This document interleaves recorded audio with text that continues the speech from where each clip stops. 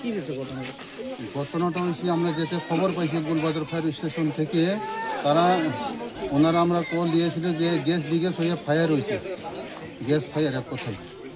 আর গড়ের পরিমাণ 16x26 আর ক্ষতির পরিমাণ 2 লাখ আপাতত অ্যাপ্রক্স।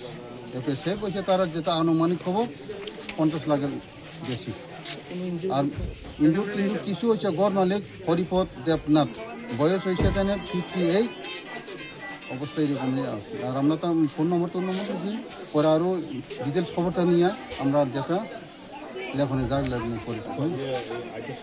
রাস্তার মধ্যে ইট বালু এগুলি থাকার কারণে অসুবিধা হয়েছে। এটা তো হইতেই পারে। আর রাস্তাতে যে জাম আমরা তো জানে না, রাস্তা তো ছোটো, গাড়িতে বড়, আইতে খুব কষ্ট। এরকম আগামী দিনে যাতে না হয়।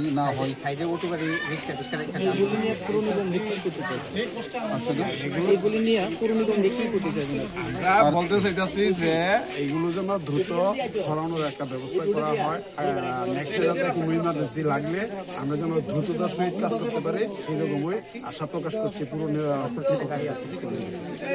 আপনাদের কতক্ষণ লাগবে মানে এগুলার কারণে? এগুলার কারণে হয় তো লেট তো হবেই, তারপরেও আমরা যতটা সম্ভব তাড়াতাড়ি আসার চেষ্টা করেছি। সঠিক সময়টা তো আর বলতে পারবো না, কিন্তু এগুলো যদি না থাকতো আরো একটু তাড়াতাড়ি আমরা আসতে পারি। এসে কি আগুন দেখতে পেয়েছেন? না, আগুন কিছু ছিল। এখন পরিস্থিতি কি সম্পূর্ণ নিয়ন্ত্রণে আছে? হ্যাঁ, সম্পূর্ণ নিয়ন্ত্রণে আছে। হ্যাঁ, আপনার পরিচয়? আমার নাম leading fireman Tapas Chowdhury, Gulbazar fire station.